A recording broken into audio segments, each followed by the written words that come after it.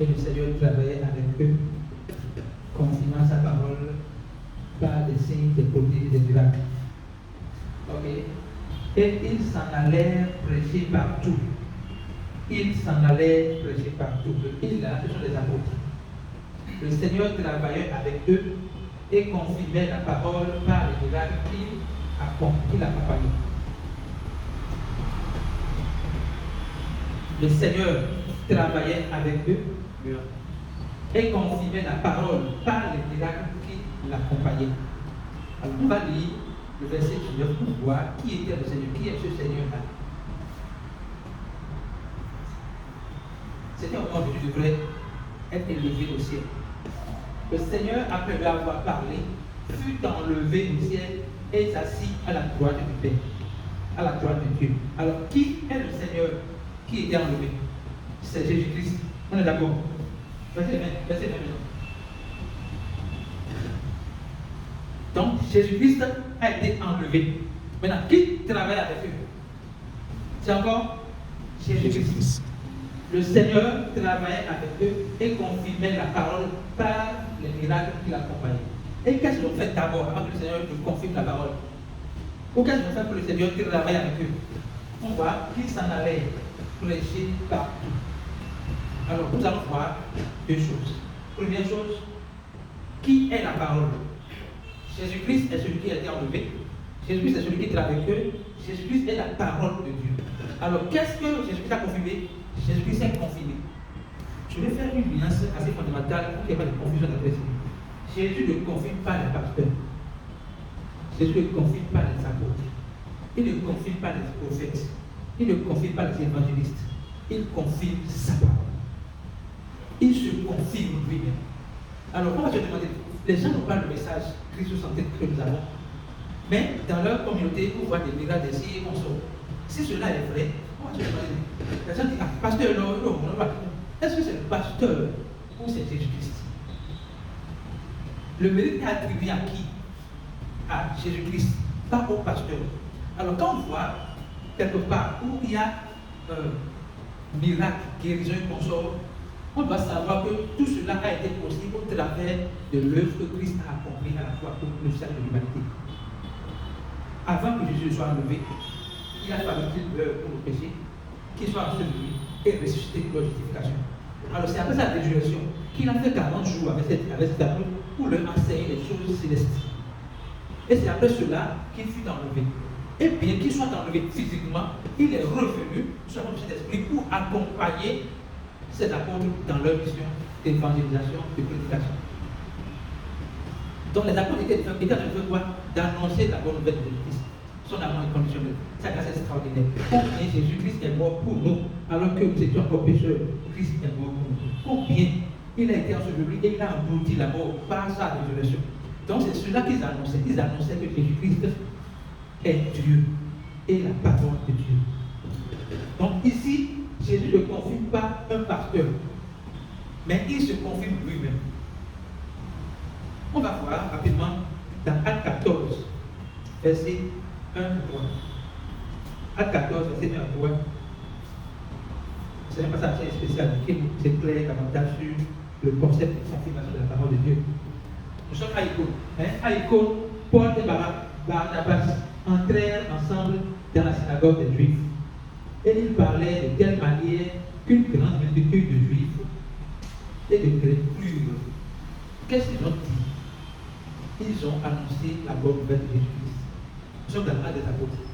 Et nous savons qu'au niveau, lorsque l'Église décède, ce qui était prédominant, pas aujourd'hui, comme aujourd'hui, ce qui était prédominant, c'est uniquement l'annonce de l'évangile de Jésus-Christ. L'annonce de la mort de Jésus-Christ.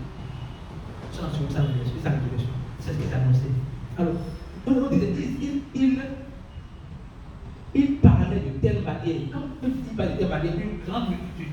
Une grande multitude. On parle des Juifs et des chrétiens qui sont des cartésiens de la loi. Cartésiens, ils sont légalistes. Mais ils se sont dépouillés de leur loi, de leur salut par les yeux, pour recevoir le salut par la grâce. Puisque Paul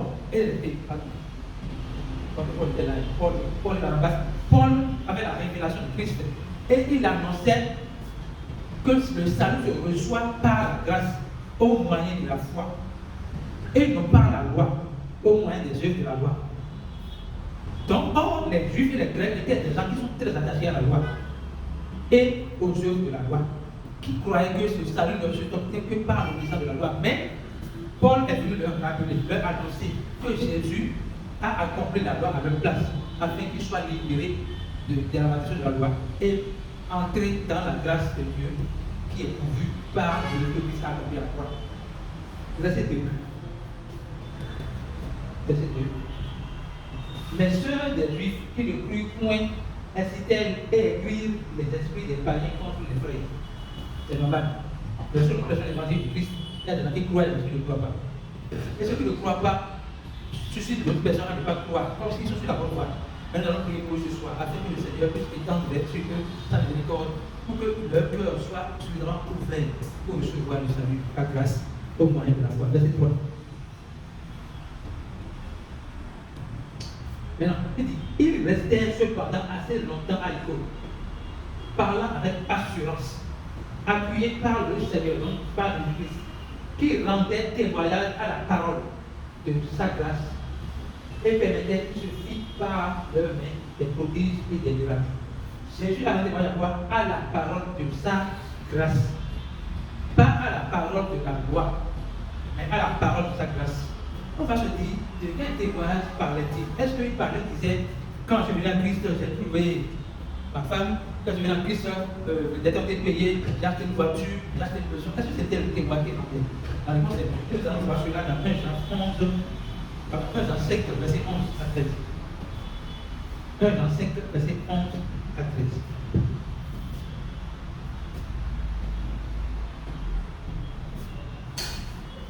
Et voici ce témoignage. C'est que Dieu nous a donné la vie éternelle. Il n'a pas prêté, il n'a pas emprunté, il n'a pas vendu, il n'a pas fait mériter, il a donné la vie éternelle. Et cette vie est dans son Fils. Cette vie n'est pas dans les œuvres de la loi. Cette vie n'est pas dans la loi, mais cette vie est dans Jésus-Christ. Maintenant, on dit, verset suivant, s'il vous plaît. 12. Celui qui a le Fils a la vie. Celui qui n'a pas le Fils n'a pas la vie. Faisons un choix qui honore Dieu et qui nous sauve. Choisissons Jésus-Christ. Choisissons la vie. Et quand on dit choisir la vie, ce n'est pas que, ce n'est pas seulement être sauvé, mais rester, demeurer dans le salut que nous avons reçu. Garder la foi, garder le message jusqu'au bout.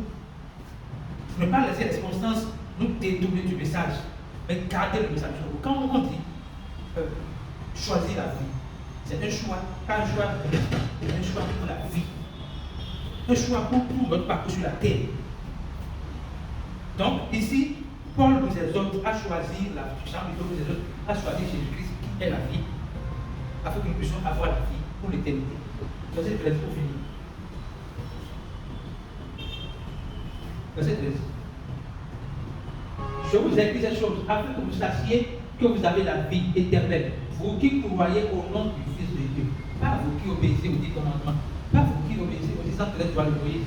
Non, mais vous qui avez cru que Jésus a accompli la loi à votre place et que vous êtes justifiés par la foi au travers de la grâce qu'il a fait. On va dire maintenant ce verset. C'est par là que je vais conclure les exhortations d'aujourd'hui. Hébreux 2, verset 1 à 4. Vous allez voir tout à l'heure, je disais que quand on dit choisir la vie, ce n'est pas juste je Jésus-Christ est sauvé, mais rester dans la ferme conviction que ce n'est pas grâce que nous sommes sauvés. C'est pourquoi nous devons d'autant plus nous attacher aux choses que nous avons entendues, de peur que nous soyons emportés loin d'elle. Qu'est-ce que ça veut dire? Ça veut dire que nous avons entendu quoi? D'abord, le de Jésus-Christ. Nous avons entendu qu'il est mort pour le péché, ensuite il est ressuscité. Maintenant, Paul dit, c'est pourquoi nous devons d'autant plus nous attacher à l'évangile que nous avons entendu. Pourquoi? De peur que nous soyons emportés loin d'elle. Verset suivant, verset 2.